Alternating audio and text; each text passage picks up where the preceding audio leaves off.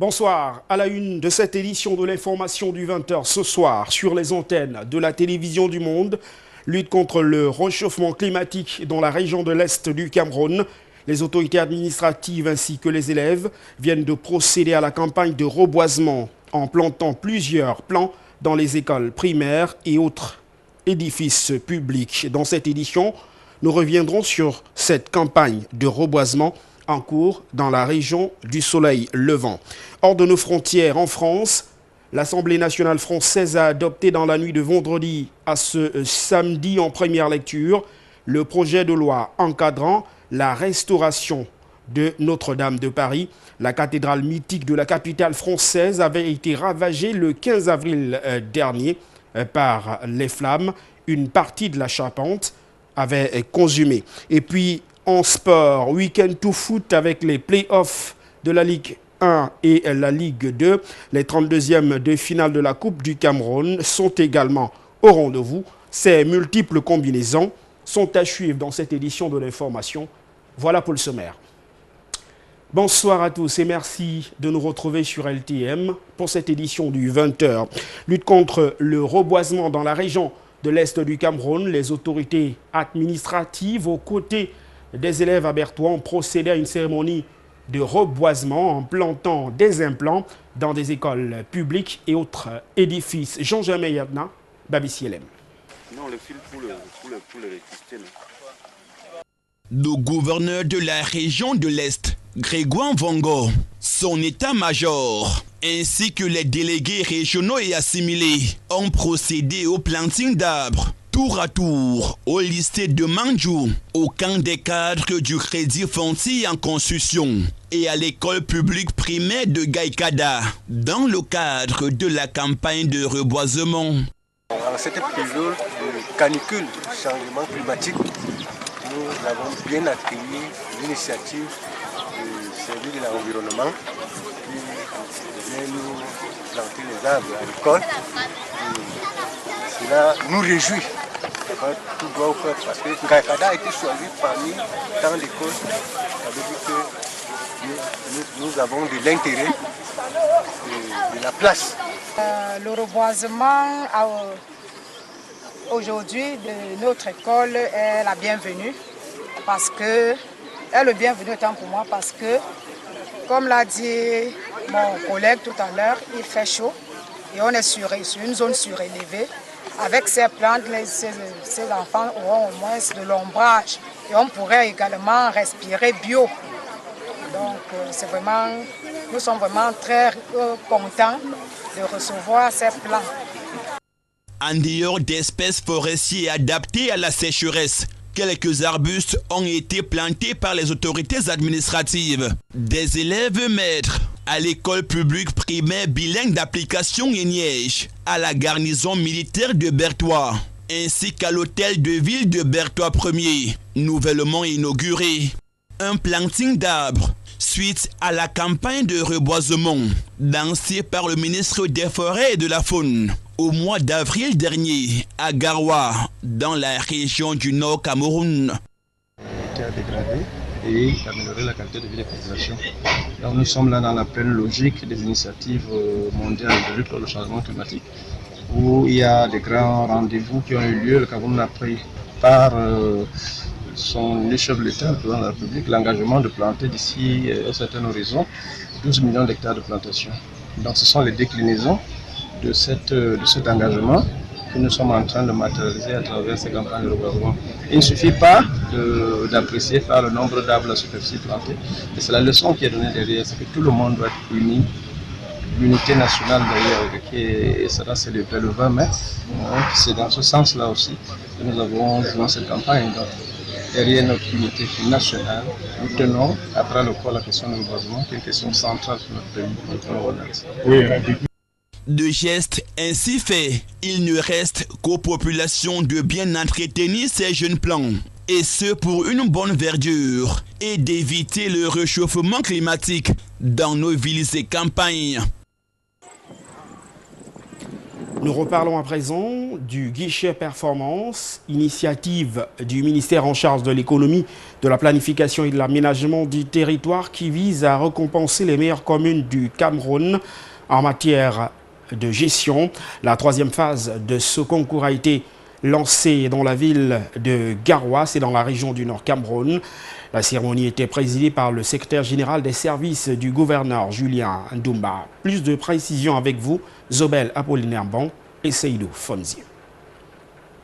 Les communes qui seront primées lors de cette opération sont celles qui auront répondu à un certain nombre de critères préétablis.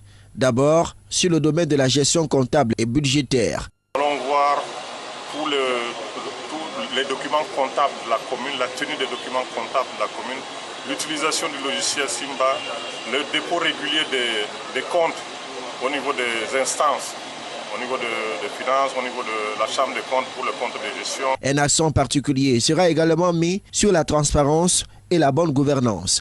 Vérifier, n'est-ce pas, tout ce qui a trait à la publication, à la transparence dans la communication de tout ce qui se fait au niveau de la commune, parce que rien ne doit se cacher. Donc on doit tout publier, hein, le budget, le compte de gestion, tout ça doit être connu du public. Le troisième critère concerne l'appropriation du processus participatif. Ces critères ainsi définis, il ne revient plus qu'à chaque commune de se lancer dans la compétition. Je voudrais d'abord vous dire que le guichet de performance ne se prépare pas juste le jour du lancement ou bien la semaine où on vous donne pour vous préparer. Ça se prépare dès le début de l'année. Donc, moi je vous dis que le Pitois est prêt. Le Pitois va compétir comme d'habitude. Le Pitois va se faire distinguer. On n'a jamais pris les choses à la légère. C'est l'esprit participatif, comme l'a dit le coordonnateur. C'est un esprit de groupe. Toute l'équipe de Pitois. Cette victoire-là, ce n'est pas la victoire du maire. Au cours de cette cérémonie de lancement du guichet de performance, des groupes électrogènes, 8 au total, ont été remis à certains maires dans le but d'améliorer l'utilisation de l'outil informatique dans leurs communes respectives. Les fidèles musulmans ont donc entamé depuis ce début de semaine un jeûne de Ramadan, ambiance à présent dans la capitale politique camerounaise, où le premier vendredi de prière a été marqué par quelques recommandations et un programme précis. Les précisions de nos confrères de Yaoundé, Mohamed Molu et Mohamed Issouba.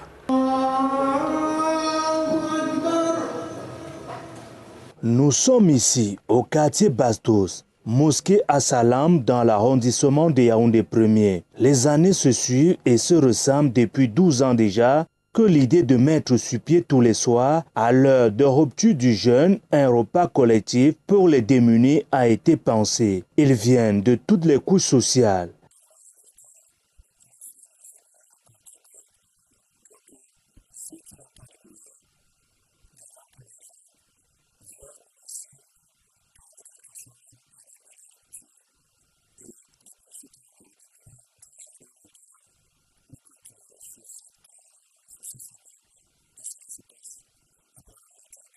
Mais avant de passer à table, il faut apprêter le corps à travers les ablutions, sorte de purification. Entre-temps, certains fidèles rattrapent leur précédente prière avant celle du Maghrib qui marque véritablement la rupture et le coucher du soleil. Quand arrive l'heure de rupture, tous prennent un fruit au choix. Mais ce soir, c'est la banane.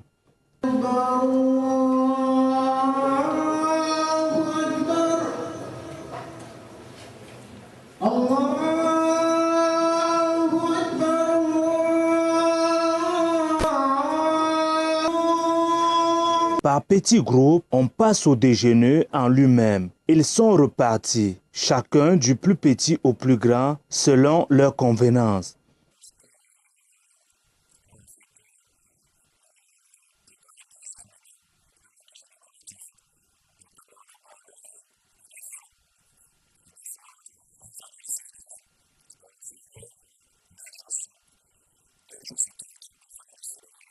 Démunis pour la plupart, il ne manque guère de louer ce geste de cœur.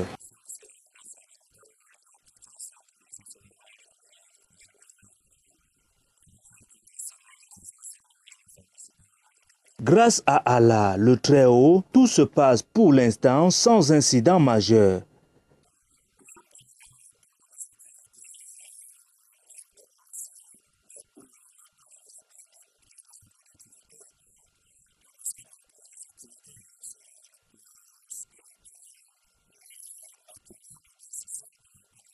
Pour éviter les petits esprits mal intentionnés, un service de sécurité est sollicité pour les besoins de la cause.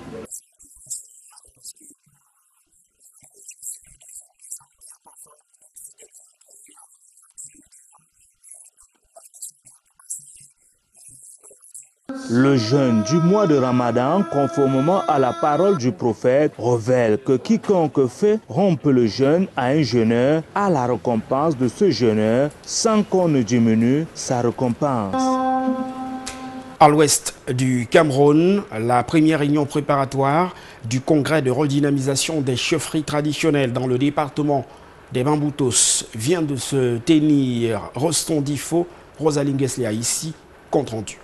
C'est pour mettre sur pied des commissions, redéfinir le rôle de tout un chacun pour la réussite du congrès de redynamisation des institutions des chefferies traditionnelles du département des Bamboutos que se sont réunis pour la 3e fois les chefs des 16 groupements du département des Bamboutos, les chefs des chefferies traditionnelles de 3e degré, les présidents des comités de développement. La commission de collaboration avec les chefs de 3e degré. Comme on l'a dit, certains chefs de 3e degré s'opposent aux chefs supérieurs. Alors qu'avant l'appellation administrative de chef de 3e degré, on savait que dans chaque chefferie, il y a ce qu'on appelle le Tatenefou et il y a ce qu'on appelle le Fondio. Et le Tatenefou maintenant se comporte comme le Fondio. Alors le Fondio est différent du Tatenefou. C'est l'administration qui appelle tout cela chef de 3e degré. Et on les appelle même les majestés. S'ils sont appelés les majestés, nous allons donc porter quel nom? C'est tout ça qu'ensemble nous allons voir. On n'a pas voulu rester dans une chambre pour dire des choses que vous allez subir. On a voulu qu'ensemble, qu'on puisse porter ce projet pour le bonheur de nos populations.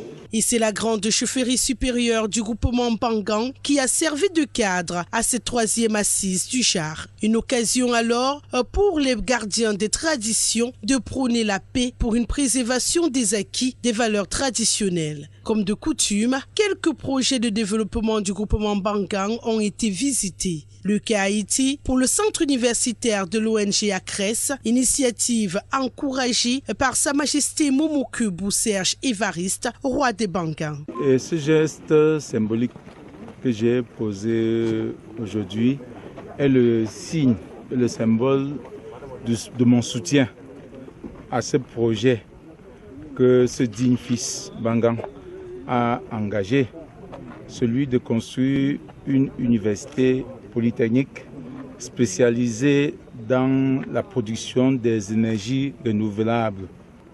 À tous mes pairs, autres majestés, les chefs supérieurs du département des Bamboutos. Et ils sont venus une fois encore manifester à travers moi leur soutien au développement. Dans la droite ligne d'une réussite certaine du congrès de redynamisation des institutions des chefferies traditionnelles du département des Bamboutos, le rendez-vous a été pris pour le 20 juin prochain. Cette fois, ce sera à Bouddha.